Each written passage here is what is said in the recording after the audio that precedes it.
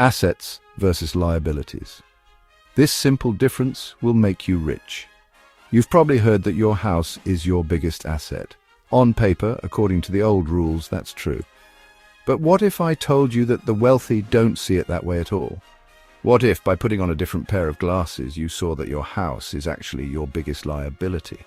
That one shift in thinking is the single biggest reason most people feel stuck on a financial treadmill.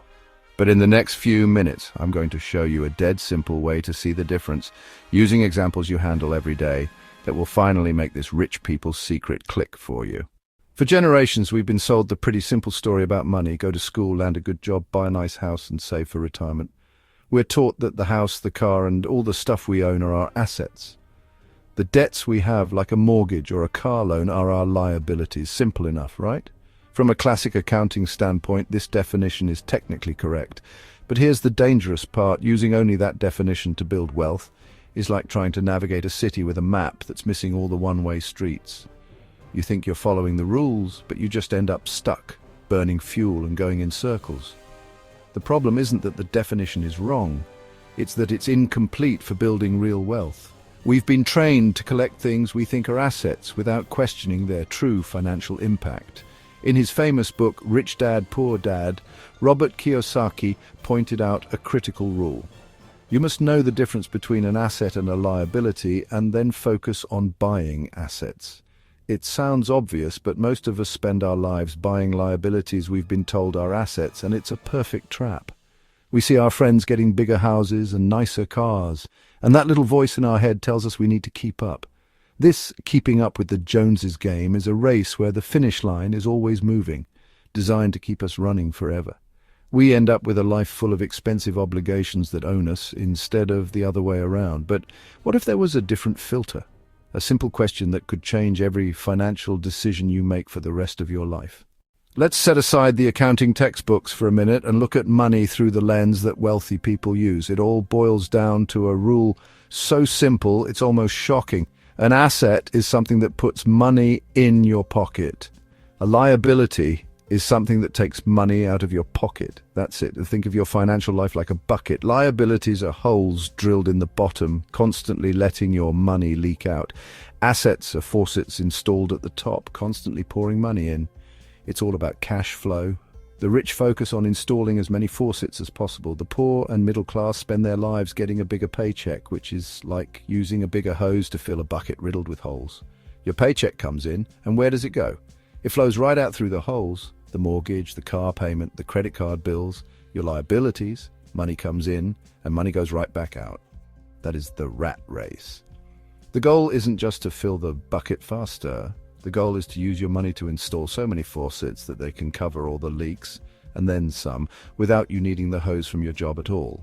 That is financial freedom. This isn't just a word game. It's a profound mindset shift. It forces you to stop asking, "Can I afford the monthly payment?" and start asking, "Will this purchase drill a new hole in my bucket, or will it install a new faucet?" When you start looking at the world this way, everything changes. This is where the light bulb really goes off. Let's take a few common things and run them through our new cash flow filter. Example 1.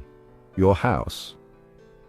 Your personal home is like a beloved, very expensive pet. You love it, and it gives you shelter, but you must feed it every single month with mortgage payments, property taxes, insurance, and repairs.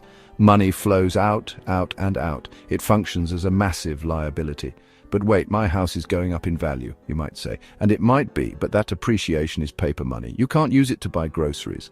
The only way to get that cash is to sell, and then you still must pay to live somewhere else. So how does a house become a true asset? It must become more like a golden goose than a pet. It must lay golden eggs of income in your pocket. If you buy a house and rent it out, and the rent covers all your expenses with some left over, that house is now a cash-flowing asset. Or if you house hack by living in one unit of a duplex and renting out the other, you've turned a potential liability into a powerful asset. Example 2. Your car. A personal car is a money pit on wheels. In fact, it's like buying a beautiful ice sculpture. The moment you take it home, it starts melting away in value, and you're stuck paying for insurance, gas, and repairs just to watch it disappear. It is a constant drain. It takes money out of your pocket every single day. How could a car become an asset? Again, it must generate income. If you use it for a ride-sharing service or food delivery, it starts putting money in your pocket. You could rent it out on a sharing platform. If the income you make is greater than all the car's expenses, you flip the script and turned a liability into an asset. It's not the car itself, but how you use it. Example 3, your smartphone. This might seem small, but it's a perfect example. For most people, their phone is a tiny, consistent leak in their financial bucket. It has a monthly bill and that constant temptation to upgrade. It takes money out of your pocket. But for an entrepreneur, their phone is the handle on a faucet. If you use it to manage your online store, create monetized content, or run a social media business, that device is no longer just a toy. It's an income-generating tool. It's putting money in your pocket. The pattern is clear. It's not what you buy, it's how that purchase affects the flow of money into or out of your pocket. Now that you're starting to see the world through this new cash flow lens, you might be wondering what assets you can actually start acquiring. Before we get into that, if this is clicking for you, I've put together a free one-page guide called the Asset Starter Pack. It lists 10 assets you can begin building today with less than $100. The link is right down there in the description. It's totally free, just my way of saying thanks for hanging out with me. So, how do you actually do this? Building wealth is a two-step dance. Systematically patch the leaks, your liabilities, and intentionally install more faucets, your assets. This doesn't mean you have to live like a monk. It's about being deliberate. Imagine your income is a river. Instead of letting it flow into a swamp of expenses, you consciously build channels to direct that river toward fertile ground where it can grow money trees for you. Here are 4 types of assets the average person can start acquiring right now. Financial assets. This is the easiest place for most people to start. We're talking about things like dividend-paying stocks, low-cost index funds, and bonds. When you buy a dividend stock, you're buying a tiny piece of a real company that sends you a share of its profits. Your money is literally working for you to make more money. Real estate, the asset kind. While your home is a cash drain, investment properties are a cornerstone of wealth. This could mean buying a property to rent out. If that feels like too a big leap, you can start with real estate investment trusts, REITs. These let you buy shares in companies that own income-producing real estate, giving you a taste of cash flow without being a landlord. Your own business, this is one of the most powerful assets. Think of it like building your own financial engine from scratch. It could be a side hustle, an online store, or a consulting gig. You're turning your skills into a system that works for you. Today, the startup costs for many online businesses are incredibly low. Intellectual property. Thanks to the internet, this is more accessible than ever.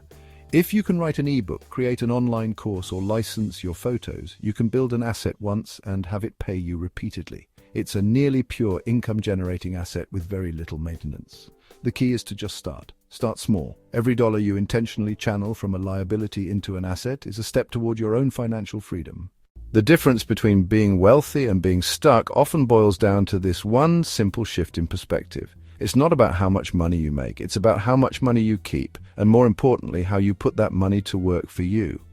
The great financial misunderstanding is that the path to wealth is paved with shiny liabilities we call assets. The truth is much simpler. Buy things that pay you to own them. This isn't a secret handshake for the ultra-rich. It's a choice you can start making with your very next dollar. Every dollar you spend is a vote for the kind of future you want. So, start voting for freedom. Start building your asset column, one intentional choice at a time. If this video made something click for you, do me a huge favor and hit that like button. It really helps get this idea out to more people, and subscribe so you don't miss our next video, where we'll break down exactly how to buy your very first income-generating asset. Thanks for watching.